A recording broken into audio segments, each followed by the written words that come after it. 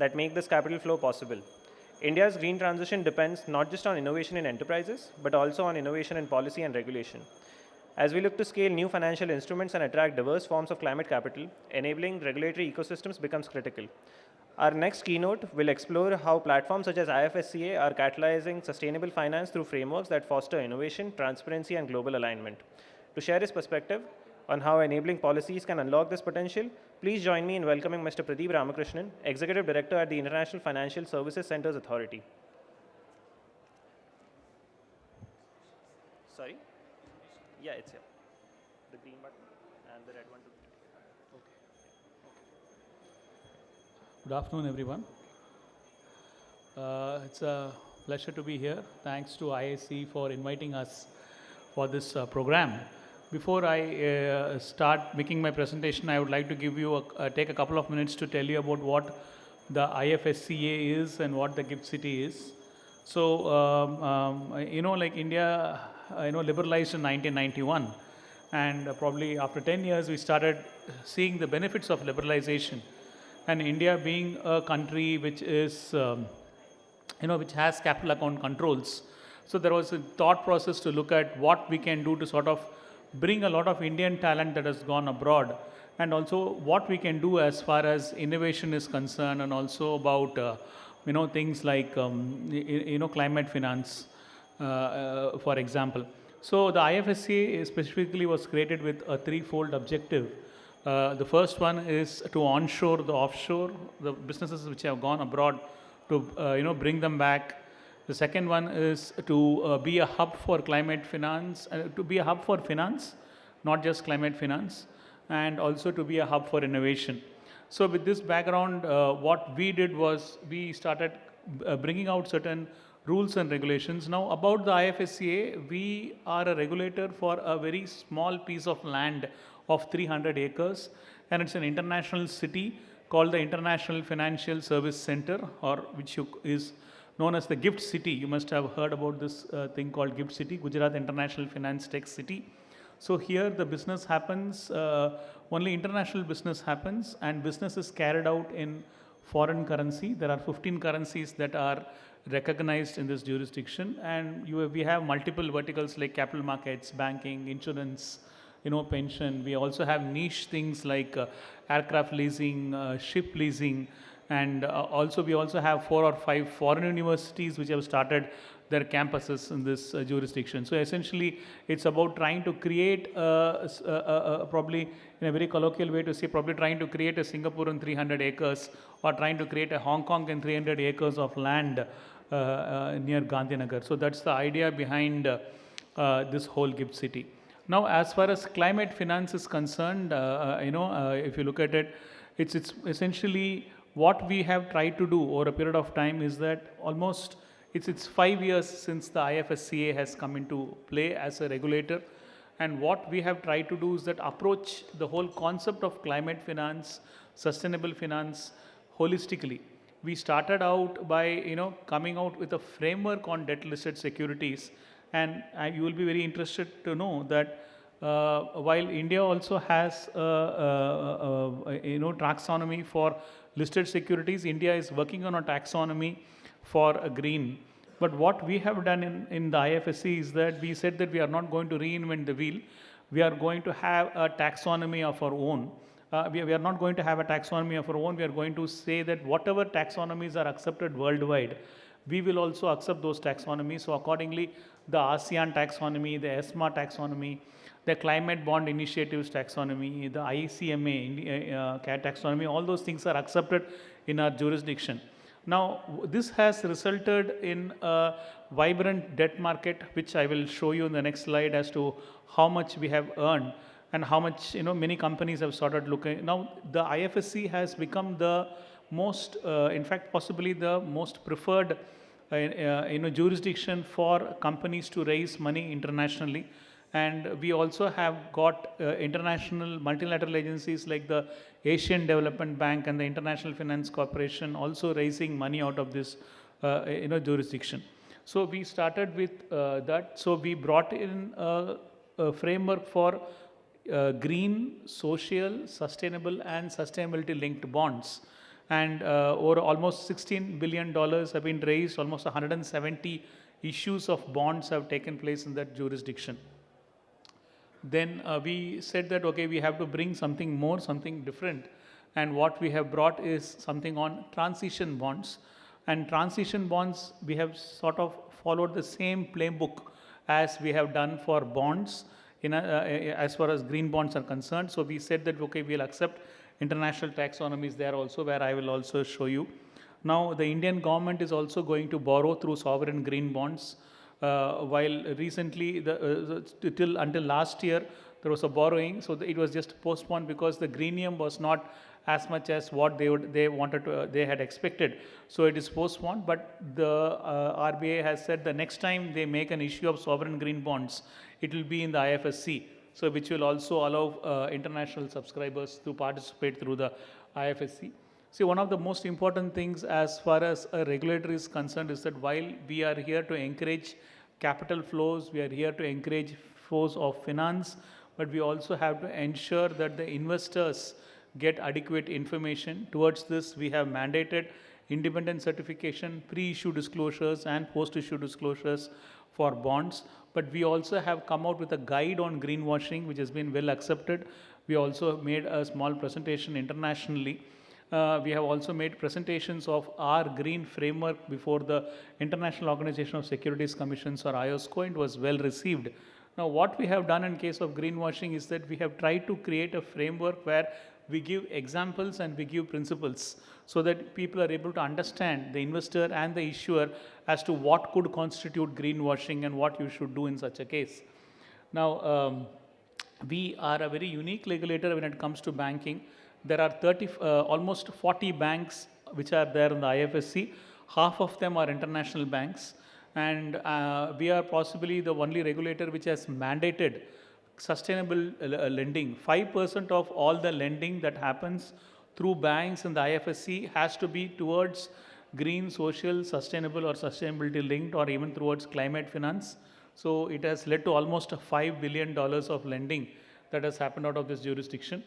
Now, we are also encouraging climate finance and ESG finance through ESG funds. Now, to just give you a perspective, India is a very vibrant economy, and India is a very attractive magnet as far as an investment destination, right? So a lot of money does flow into India, and it comes through the funds which are at the IFSC. The fund management vertical is the most vibrant at the IFSC. We have got almost 300 funds which have been launched by a lot of international players. The who's who of fund management in the world is actually launched a fund in the IFSC. So this has led to almost 300 funds and 200 fund management entities who have launched their funds here.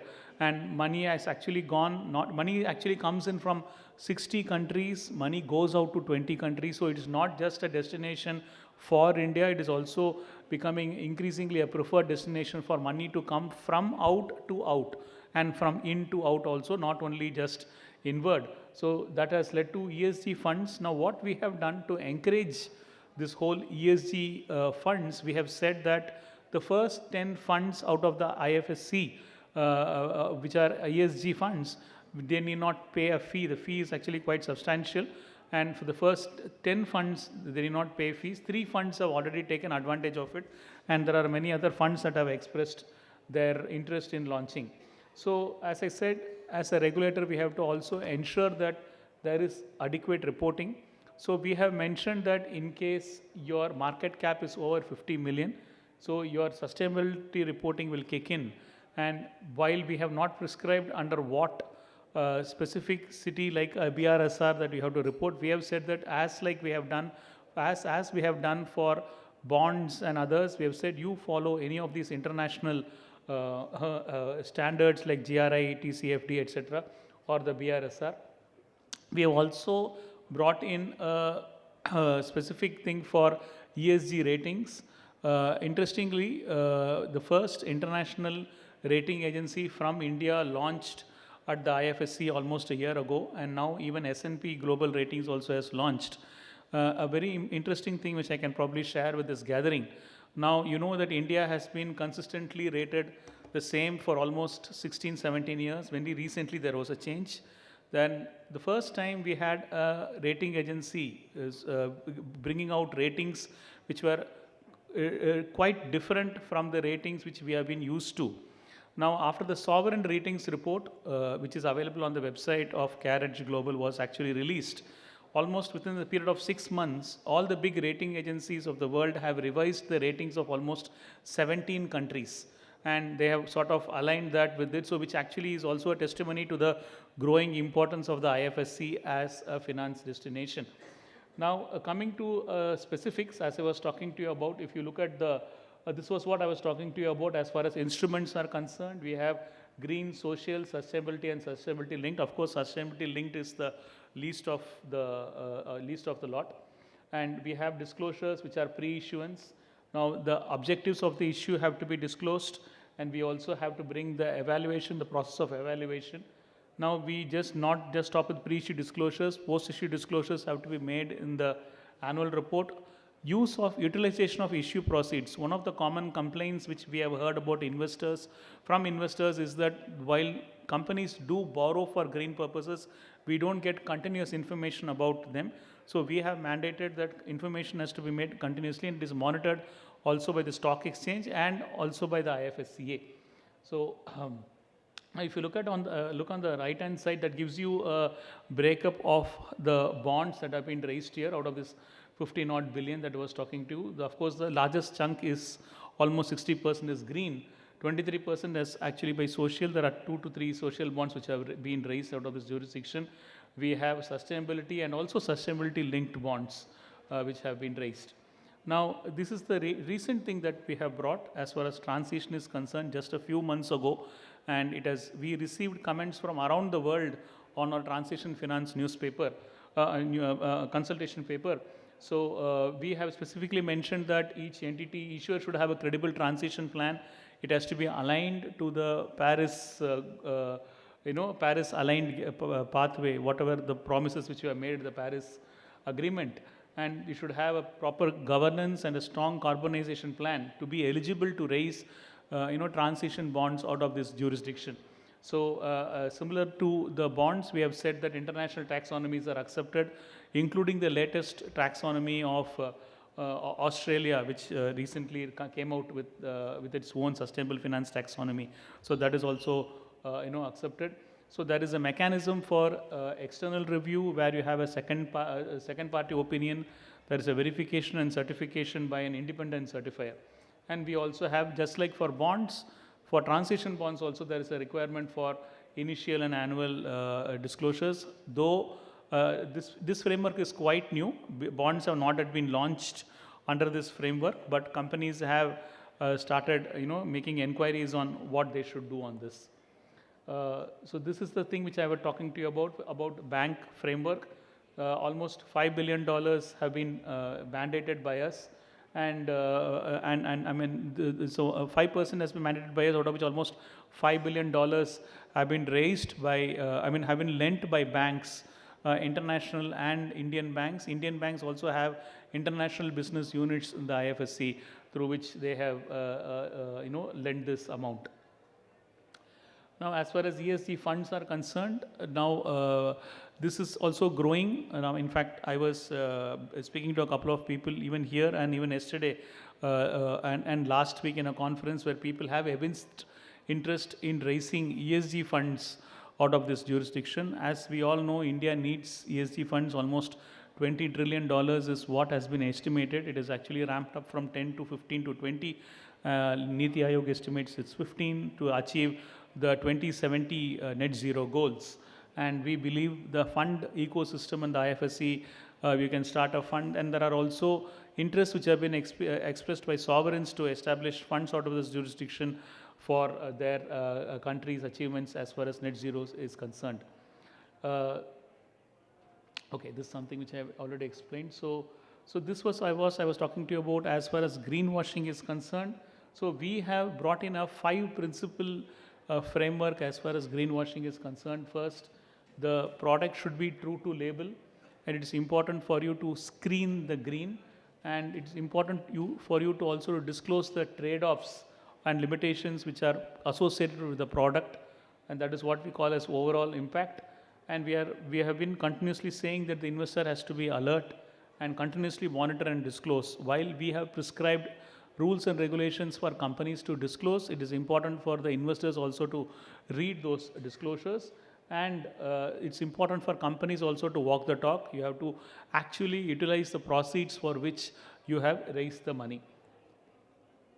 Now, I'm happy to also mention to you that recently, just a couple of weeks ago, we have brought in what we call as the blended finance framework.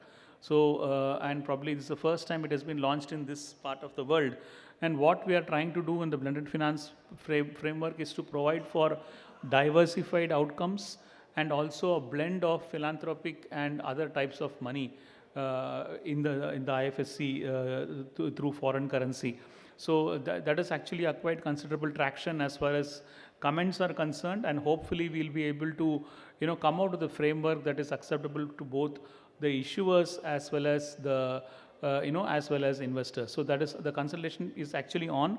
In case you have comments, please the consultation paper is available on our website. Please go through it, and then you can we'll be happy to receive comments from you. So there are certain contacts here which you can probably make use of it. My number is also available on the website, and contacts are also available on the website. So in case you have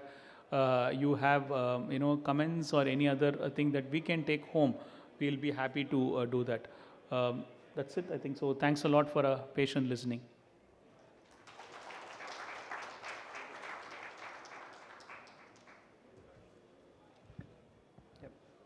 Thank you, Mr. Ramakrishnan, for that insightful address and for illustrating how regulatory innovation can serve as a cornerstone for India's green finance ecosystem.